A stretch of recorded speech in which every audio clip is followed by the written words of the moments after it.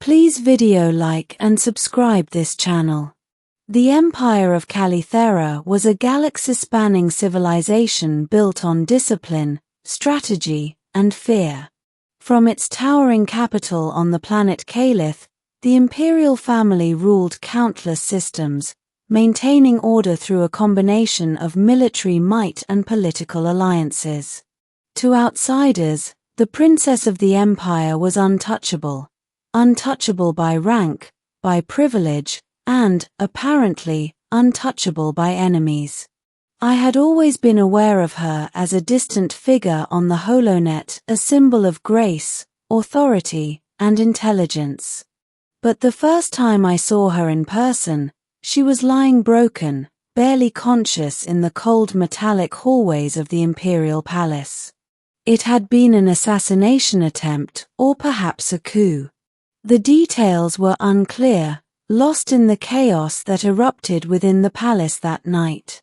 Security teams were scattered, communication networks jammed, and the emperor had vanished with only his closest aides. I had been tasked with recon missions in the outer sectors, but a transmission cut through my channel, a garbled, desperate message from one of the palace guards. "The princess, she's alive, but help. Someone must reach her." I didn't hesitate. I arrived at the palace under the cover of darkness, slipping past the perimeter drones and the few loyal guards who had managed to stay on duty. Smoke and alarm lights painted the corridors crimson, and the faint scent of ozone and burnt circuitry hung in the air. My pulse raced, not from fear, but from the gravity of the mission. When I found her, she was slumped against the cold wall of the throne room corridor, her silk gown torn, her breathing shallow. Her eyes, once sharp and commanding, were clouded with pain. A deep gash marred her shoulder, and faint glimmers of blood shone in the dim emergency lights. I knelt beside her, checking her vitals. She was still alive, but only barely. Every second counted. "Princess, can you hear me?" I asked. My voice echoed faintly in the hall, but she didn't respond. Her hand twitched weakly. Her breathing was shallow. I pressed a med patch against her wound, applying emergency nanogel to stabilize the bleeding. The moment the gel made contact, I felt her pulse strengthen slightly. Tiny tremors ran through her body, and her lips parted in a faint, rasping breath. "You're alive," I whispered. "I've got you. You're not alone." Moving her was delicate. Every step, every movement could worsen her injuries. I used a compact hover stretcher I carried for emergencies, carefully lifting her onto it. The princess's weight seemed lighter than expected, her frame frail from malnutrition and shock. Yet in spite of her injuries, I could feel the strength she had always been known for, a core of willpower that refused to break completely, even when her body did. The palace corridors were treacherous. Broken security bots roamed aimlessly, activated defense mechanisms fired intermittently, and pockets of smoke concealed hazards at every turn.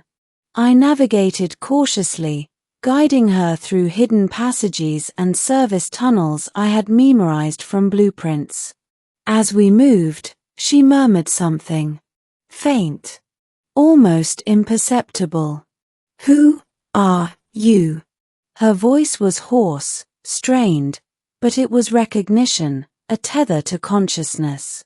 "I'm someone who's going to get you out of here," I replied firmly. "Hold on, princess.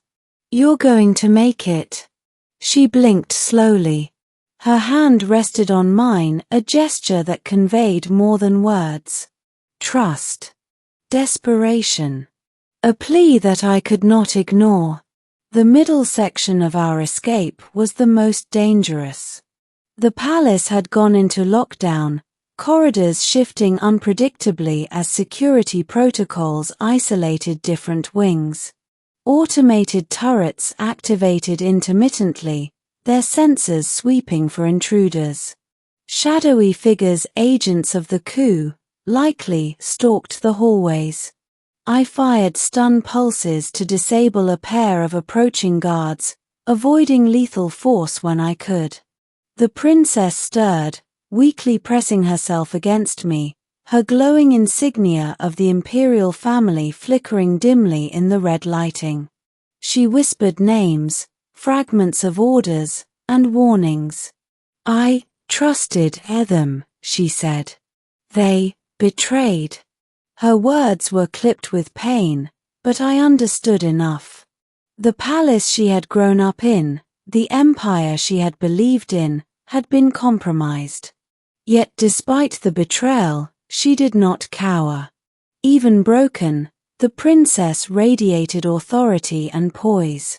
We reached the primary shuttle bay, but the hangar was swarming. Coup forces had already seized control of the docking platforms, and most of the shuttles were disabled or rigged to explode. I scanned the room quickly, spotting a cargo shuttle in the shadows, a small, unarmed transport used for supply runs. Not ideal, but enough to get us out. I carried her toward it, and as we approached, the first wave of attackers noticed us. Laser pulses skittered across the floor, cutting sparks from the hulls of disabled ships. I dove behind a supply container, shielding her body as best I could. "Can you run?" I asked, my heart racing. "I think so," she whispered. Her voice carried that old determination I had seen in images, in holo broadcasts, a refusal to surrender. I helped her up, supporting her weight. Step by step, we moved toward the shuttle, timing our movements between bursts of fire and shadow. We reached the shuttle. I set her gently inside, checking that the nanogel patches were holding. Her breathing was steadier now, though she remained pale and weak. I jumped in and powered up the controls. The engines hummed to life, and the hangar doors began to open. Outside, the night sky was alive with activity, Imperial starships, patrol drones, and rogue fighters circling. I tapped the autopilot for evasive maneuvers, flying low through the palace's outer docking tubes. Explosions rocked the walls behind us. I glanced at her. The princess's eyes were half-lidded but focused. She placed a trembling hand on my arm. "Thank you," she whispered. "You don't have to thank me," I said. "You need to focus on staying alive." A pause. Then, softly, "Only you could." We cleared the station and entered the uncharted sectors outside Calith. The emergency lights dimmed, and I finally allowed myself to exhale. The princess was stabilized, but the ordeal had left her drained. She rested her head against the seat, her breathing slow but steady. I monitored the vitals on the console, making adjustments to maintain her condition. For hours, we drifted silently, the hum of the shuttle our only companion. It was the first quiet moment I had in what felt like an eternity. Then she spoke again, her voice stronger now. "I am grateful," she said. "You risked everything. For me." "You're the princess of the empire," I replied. "No one should be left behind." She smiled faintly, a gesture I realized was almost forgotten by her. "I trusted many," she murmured. "Few remained worthy. You won't be alone anymore," I assured her. "We'll rebuild together." Over the next few weeks, we sought refuge on a hidden research outpost far from the Empire's core. Using covert communications, we began piecing together the coup's reach, identifying loyalists, and strategizing to reclaim the palace. The princess recovered slowly, each day regaining a fraction of her former strength. But more importantly, her resolve returned. She trained quietly, learning to balance her injuries with strategic planning. Her presence inspired others. Survivors of the palace who had fled or gone into hiding began contacting us, willing to support her cause. It was the beginning of a coalition not just to reclaim a throne, but to restore faith in the empire's ideals, ensuring that power was not misused by the treacherous few.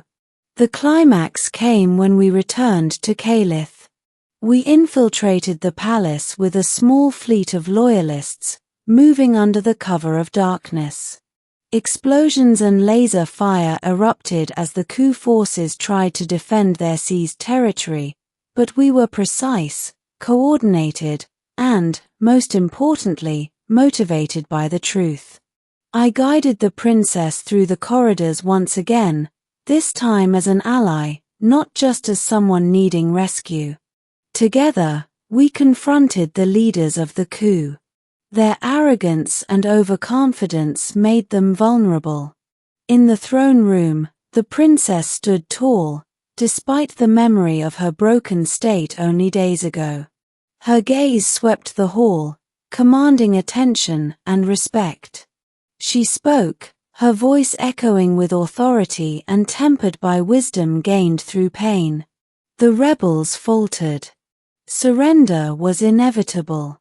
The palace, the empire, and the people she had nearly lost were now within reach. I watched as she reclaimed her power not as a symbol, but as a person who had faced mortality, betrayal, and fear, and emerged stronger.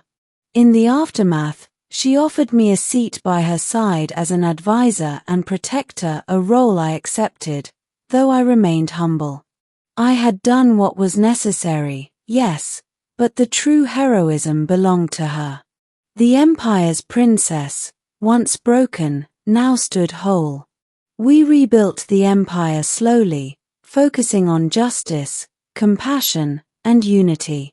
Those who had sought to undermine it were dealt with, but not with vengeance alone. Mercy and understanding became part of her reign, a lesson born from her own vulnerability.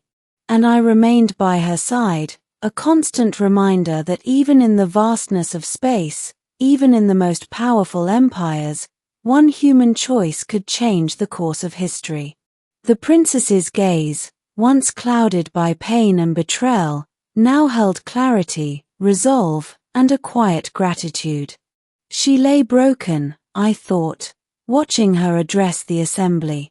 Yes, I whispered. And together, we healed her and the empire with courage, loyalty, and trust.